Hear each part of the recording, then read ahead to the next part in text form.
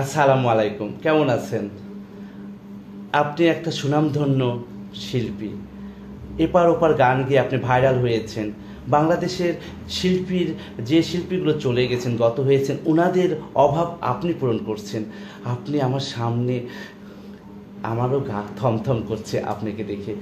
আসলে গুণী ব্যক্তির কাছে দাঁড়াতেও একটু জড়সড় হতে হয়। কেমন আছেন আপনি? শরীর কেমন আছে? আপনার কিছু গান উপহার আমার LS টিভিতে একটু। আপনি কেমন আছেন? আপনি যে কিছুক্ষণ আগে বললেন যে দেখা গেছে গা থমথম করছে, না আমি এমন কিছু না। এপার ওপার গান গেয়ে আমি অনেক গানই উপহার দিয়েছি। এটা আমি একটু নগণ্য শিল্পী, আপনাদের সামনে আমি আর কি গান শোনাবো। দর্শক ভালোবাসে বলেই গানগুলো একটু শোনাই, সেই পুরাতন গানগুলো নিয়েই আমি বলি। আপনার গলায় একটা গান প্রেম প্রীতি ভালোবাসা, এই গানটা আপনার এত জনপ্রিয় হয়েছে, আপনি কখনোই মানুষের জনপ্রিয় হয়ে গেছে। আপনি সেই গানটা গেয়ে আসলে প্রেমের স্থানটা দখল করে নিয়েছেন। সেই গানটা একটু আমার দর্শকদেরকে একটু শোনান। প্রেম প্রীতি আর ভালোবাসা, ছোট ছোট কিছু ভীরু আশা, কিছু হাসি, কিছু চোখের পানি, চিরদিন হয় প্রেম কাহিনী, প্রেম কাহিনী। আপনার আরেকটা জনপ্রিয় গান আছে, সেই গানটাও আমরা গুনগুন করে গাই। আছেন আমার মুক্তাহার, আছেন আমার ব্যারিস্টার, সেই গানটাও আমাদের দর্শকদেরকে একটু উপহার দেবেন। স্যার বললেন যে দেখা গেছে লিপন চৌধুরী আছেন আমার মুক্তাহার, আছেন আমার ব্যারিস্টার। আসলে গানটা গেতে গেলে আমার বুকের মধ্যে ধস ওঠে। আর দেখেন না, কত মেডেল আমি গলায় নিয়েই ঘুরে বেড়াই, কারণ কত জায়গাতে স্বর্ণ মেডেল পেয়েছি, কত পুরস্কার পেয়েছি, কত ছবিতে পুরস্কার পেয়েছি গানকে।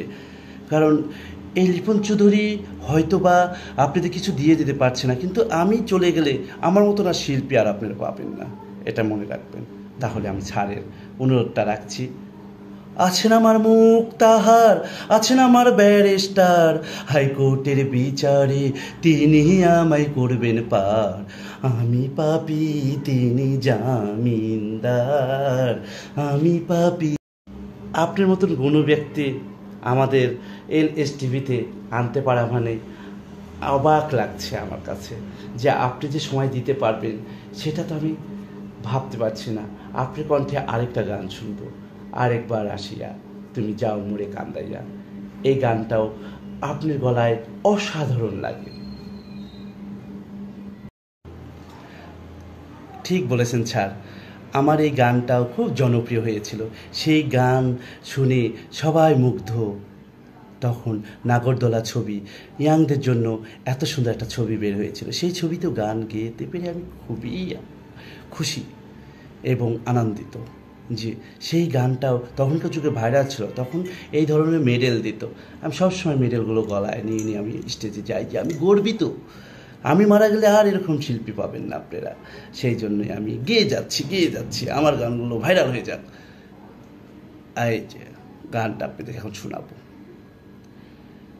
তুমি আরেকবার আসিয়া যাও মোরে কান্দাইয়া, তুমি আরেকবার আসিয়া যাও মোরে কান্দাইয়া, আমি মনের সুখে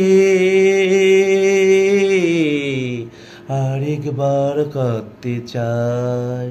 না বাঁধিলাম ঘর আমি, না মরিলাম পাশে, না পাইলাম পীড়িতেরও সোনা। ক্ষমার দৃষ্টিতে দেখবেন, কারণ এই ধরনের শিল্পী এত বেশি হয়েছে বাংলাদেশে। কারণ গান পারুক আর না পারুক, কিন্তু শিল্পী নাম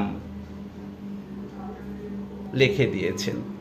কিন্তু নিজে একটা গান তৈরি করুক, নিজের গলায় একটা গান ভাইরাল হোক, কখনো হয় নাই। সেই পুরাতন গানগুলো নিয়েই নাড়াচাড়া করে করে শিল্পীর নাম ভাঙিয়ে খাচ্ছে।